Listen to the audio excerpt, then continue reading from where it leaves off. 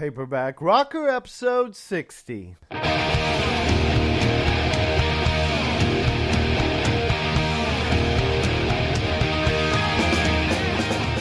this is Matt Severson, the Paperback Rocker, and I'm broadcasting from my 6x9 foot cinder block shack in the desert of northern Mexico, southern Texas.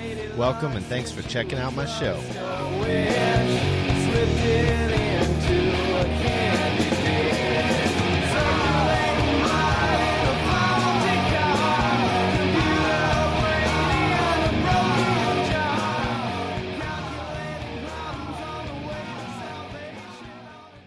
Here he is, fueled by espresso and popsicles, British rock, and Earl Grey, the Paperback Rocker. Hey everybody, what's up? It's your old friend Matt, back again with another installment, the continuing saga of Blue Whiskey, my novel.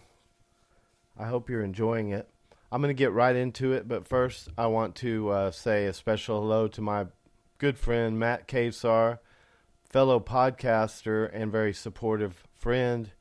He has the Artist Connection podcast. Please check it out. Subscribe, like, and share and all that. And please share my podcast if you're enjoying the audiobook. Please. It's pretty much all word of mouth. Anyway, Matt Kesar on the Artist Connection podcast just did a really cool interview with the original drummer from the Yardbirds, who also went on to play in the band Renaissance and some other bands that actually did pretty well too. Just had a series of big-time successes in the music business, hanging out with, Jimmy Page and Jeff Beck and stuff like that. Really cool interview. So go listen to that. After this installment of Blue Whiskey, which is going to start on page 24 in the hardback, 24 in the paperback, and some weird number in the Kindle. Here we go. Second paragraph on 24. As stern as my father could be, he was never cruel, but he sure as hell didn't coddle me. I think he viewed me as a man at 16 since I was so grown up looking. I didn't know my father's past at that time, that he had been a grown-up-looking teenager or teenage hustler on the docks behind the Broadwater Resort in Gulfport, Mississippi. That's a long and interesting story from his diary, but I don't have room to tell it. The important thing is that I didn't have a clue about that back when it would have been useful for me to know it. Maybe my father and I could have related to each other better. I was never an angry or rebellious teen. The only real resentment I had was from all the forced piano lessons, but I internalized those feelings. I took lessons on the new steel string I got that Christmas I was telling you about, and I hated them too, but not for the same reason as the piano lessons. My hatred for the next round of music lessons in my life was simple: physical pain. The guitar I was given that Christmas was a Western-style acoustic. It was used, but it was in good shape and sounded warm and much louder than my nylon string. But goddamn, those steel strings were a bitch. My father chose my teacher, and he picked the closest thing to Maestro Segovia he could find. Mr. Sanchez taught the Spanish flamenco style, like Maestro Segovia. He was no Segovia, of course, but he was a kind teacher. Flamenco is a finger-picked method meant to be played on nylon strings. Neither I nor my father were aware of that, so I walked into Mr. Sanchez's living room, each lesson carrying my steel string. My fingers hurt so badly for the first 6 months of my training that I related guitar playing to torture. Many years later, Maestro Segovia laughed his head off at the story as he examined the superior calluses on my fingertips. I did perform one act of rebelliousness against my father, and it was delicious. Before leaving home, I took my steel string to a vacant lot a block from my home and burned it. The next day, I returned to the spot and dug the charred strings out of the ashes and tied them into an ugly knot, which I deposited in the guitar's case. It took another week for me to work up the nerve to leave, but when I did, I left the guitar case on my father's desk. I was long gone when he found it. There was a letter in the case with the burned strings, but I won't share what it said. Just know it was one of the biggest mistakes I ever made.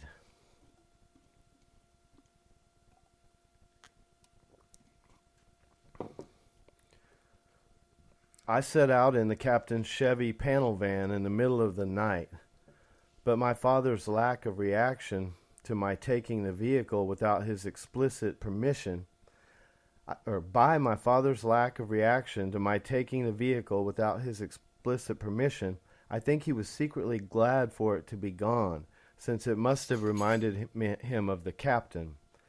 He had told me the vehicle had a name, Wanderlust. Now that I'm older, I think the name was really Wanderlust, but when I repeated the name to him the first time, he smiled.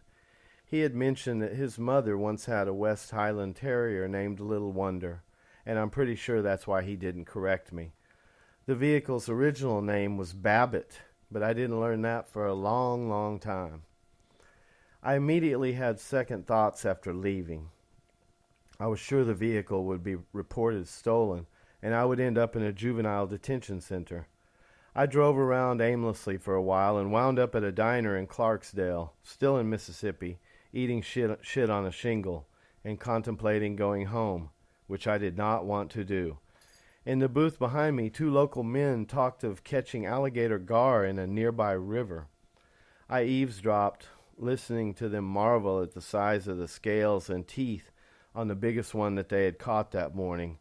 "Could have used them scales as a guitar pick," one of them said.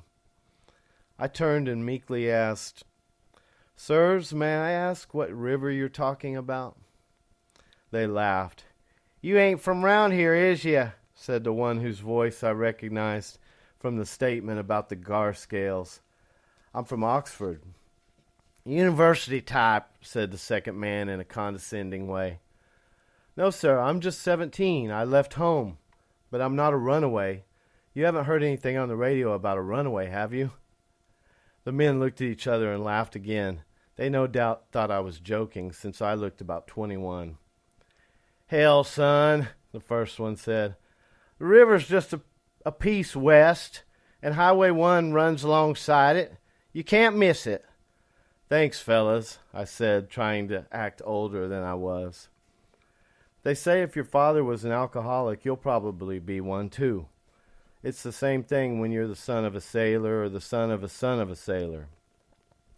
Not that you'll be an alcoholic, which you probably will, but that you'll be attracted to the water. Something in the genes. I don't think there's a 12-step program for it. Maybe I need to start one. As evidence, I'll present this. When I left that diner, instinct..." That was Lucy. Let me get a drink here.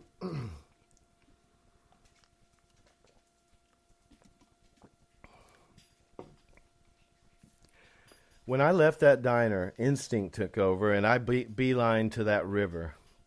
The man said to go west. That meant nothing to me, since I had not developed any sense of direction at that point in my life.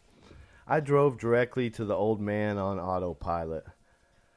So there I found myself, gazing at the powerful Mississippi River, mere feet from the spot where the two men I talked to had fished. I looked down and saw that the ground was littered with opaque diamond shapes about the size of a quarter. I picked one up and examined it. It was thick, indestructible. It was an alligator gar scale. One side came to a point almost like a quill, but the other end was like a textured fan. It looked like a miniature angel's dislodged wing. These really would make good guitar picks, I thought, with a smile. I went to Wanderlust to retrieve an empty Folgers can. I went to Wanderlust to retrieve an empty Folgers can I had noticed under the passenger seat and filled it with nature's free plectrum. And now you know the origin of my trademark guitar pick. That coffee can full of picks lasted decades. I used the same one for 6 months at a time. As I said, they were indestructible.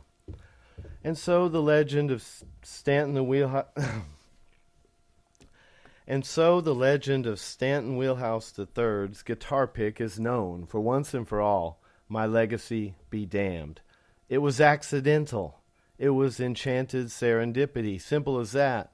But this is the first time I've told the story. I always thought the ones the fans and writers came up with were more entertaining. Kind of like Davy Crockett and that mythical coonskin cap, if you know what I mean. People admire a successful person, and they want to think every move the person made was a calculated maneuver to get ahead. I can only speak for myself, but I'm pretty sure other famous people did it the same way as me, purely by accident. I didn't know what the hell I was doing, deciding to use alligator gar scales as guitar picks, but it became to me what the color black was to Johnny Cash. Through episodes of luck like that, which I have come to call enchanted serendipity, I've taken crooked steps towards what fame and fortune I have attained.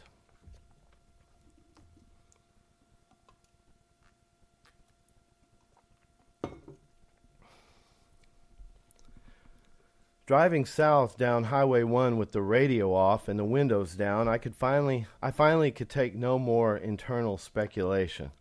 So I pulled over at a gas station and called my house. Collect. Mother answered, and I was relieved she accepted the charges. "Hello, Mother," I said after the operator clicked off. "Where are you, Stanton?" she asked. "I've been worried sick. Does Tempest know what you're doing? She won't tell me a thing." "That's because Tempest doesn't know a thing. You think I'd be stupid enough to tell that loudmouth?" "Where are you?" "I'm in New Orleans." I wasn't. I was testing the water for my future plan. "What in the world are you doing in New Orleans? Are you coming back soon?" "Mom, I'm not coming back at all. Not right now, at least. Maybe when I've done something that'll impress Father." "Why are you concerned with that?" "I can't do anything to please him living in his house, so I might as well try somewhere else. He's got his hands full with Tempest anyway." "She's saying she wants to leave too. Her mind's set on California." "Well, I'm going the other way, New York City. That's if the Chevy hasn't been reported stolen, has it?" "Of course not." "Do I have your blessing, Mother?" "I wouldn't ask if it wasn't important to me." "I guess, Stanton, but please tell me what you'll be doing in New York." "I hear there's a pretty good scene in Greenwich Village." Greenwich Village. I pronounced it Greenwich, and mentally pictured a green witch from an old world village every time I said it. I was greener than Greenwich at that point. I had seen an article somewhere about the musicians of the village, and now, completely out of the blue and by accident again, called on it as the plan of my life, despite having recently destroyed my guitar. Enchanted serendipity works in mysterious ways. "That gives me no clue as to what you'll be doing in New York City," my mother said. "I'll figure it out when I get there. I gotta run, Mother. Give my regards to Father and tell Tempest something. I'll be in touch." I hung up the phone without saying goodbye and thought, what now? I was already nearly out of money. I looked down at my shoes but received no advice from them. I got back in the driver's seat of my thankfully not reported stolen Chevy and said an awkward prayer. "God, I'm going to New Orleans. Please don't let it be the death of me." Wanderlust was sputtering on fumes, so I coasted her into a parking spot. I had made it to New Orleans. I would have been excited if I wasn't so scared. I had $7 left. I got out and walked, marveling at all I saw. The old brick buildings had more character than those in Oxford, and many of them had railed balconies on the second floor. It wasn't early in the day, but the whole place seemed like it was resting, but would come to life soon. Discreet courtyards with hanging ferns were almost hidden in the shadows behind ornate wrought iron gates like oases in the desert. It was early in the afternoon, and the air felt anticipatory. My head was foggy as I contemplated being on my own in such a place. I looked up and saw a hand-printed sign in a window that said, "Boy Wanted."